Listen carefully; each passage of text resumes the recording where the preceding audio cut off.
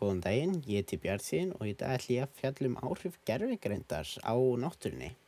Stuttlega verður farið yfir vatnsnotkun gervigreindar sem og orkunotkun gervigreindar og hvort það er munur á orkunotkun eftir í hvernig gervigreind þú ert að nota og hversu mikið það er að skaða náttúruna í daglegu lífi.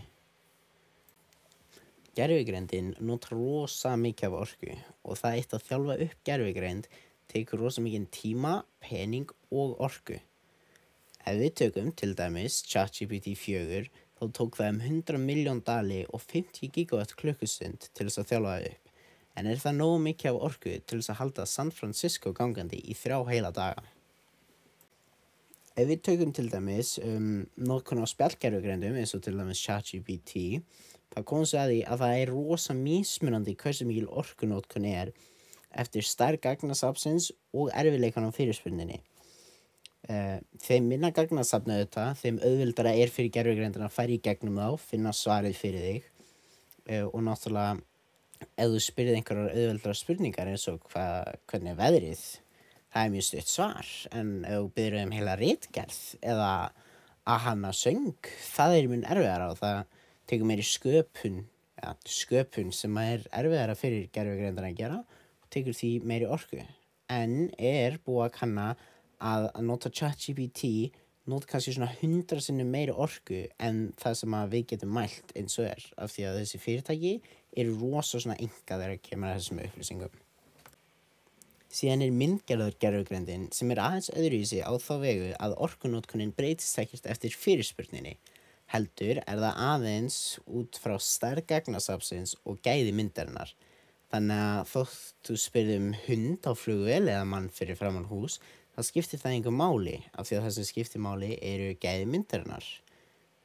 Nema eitt af þessi myndin væri auðvitað mun meiri gæði, þá væri þetta alveg eins. Og annars að ég komst að sem ég fannst mjög áhugavert, er að þessar myndargervigreindir er ekkert að nota mikið meiri orku en stærstu svona spjallgervigreindarinnar.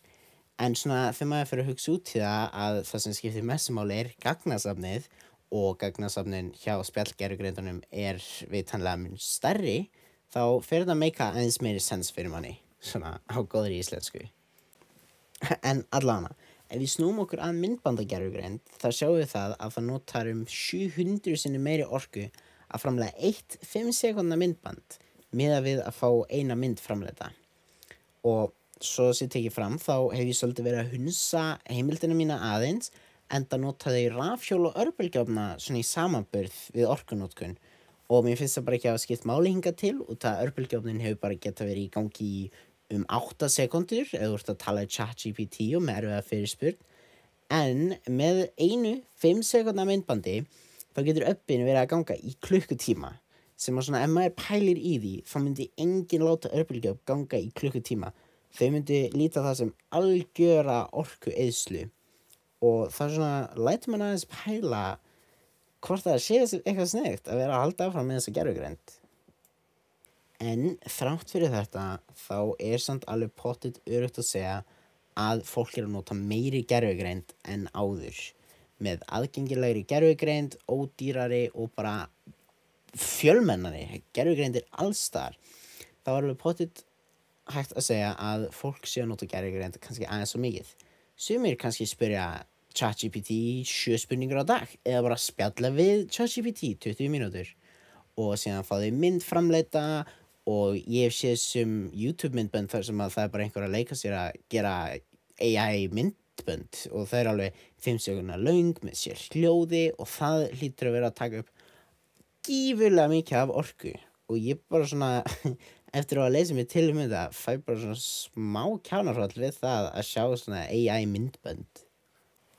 Og þetta verður enn verra þegar maður fattar að svona gagnaver geta ekki nota hreina orku eins og vind eða sólarorku af því að þau þurfa að vera í gangi allan daginn, alla daga, stanslaust.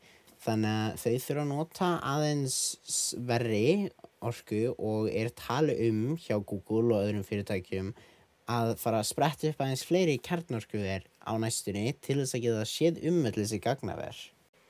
Ef við snúum okkur núna að öðru vandamáli með gervigreind, þá sjáum við að hún notar rosalega mikið af vatni bara rosa mikið af vatni til að geta kælt sig af því að annars ofhitna gagnaverin og þá ekkert point við að hafa þau eru bara ónýtt. Og samkvæmt heimild sem ég með þá notaði Google 6 miljardar lítra vatni við það eitt að kæla gagnaverin sín. Og ef við tökum dæmi þá það nóg mikið af vatni til að halda öllum íbúum á Egilsstöðum gangandi í 3 heil ár.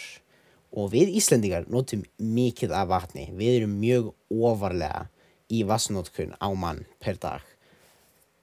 Þá segir heimildin líka að það tekur 20 til 50 beiðnir með ChatGPT til þess að brenna hálfan lítra af vatni sem að rosalega mikið af vatni þegar þú hugsar það að það eru milljónir manns að spyrja ChatGPT oft á dag á hverjum degi. Það farið að vera hættulega mikið af vatni. En hins vegar hafa fyrirtæki eins og Google sagt að þau ætla að vera búin að koma með meira vatn tilbaka í náttúruna heldur en þau taka fyrir 2030. Og önnur fyrirtæki sem hafa sagt þetta eru til dæmis Microsoft. Sem að ég bjartsýn, en ég á ekki beint von á því að þau muni halda þessu loforði. Ekkert endilega, sko. Þetta svolítið svona seinni tíma vandamál, 5 ár fram í tíman. Við erum ekkert að fara að pæla í þessu strax og það muni allir vera búin að gleyma þessu eftir 5 ár. Svona í samantækt þá gervigreindin ekkert sérlega góð fyrir náttúruna. Allan ekki eins og En segir ein heimildin til dæmis að við ættum að vera jákvæð af því að gervigreindin jú líka að finna umhverfisvænar lausnir og svona fyrir okkur. Þannig að það ekki bara það að hún notar okkur heldur hún líka að gefa okkur lausnir við orkuvandamálum, meira segja orkuvandamálunum hjá sér.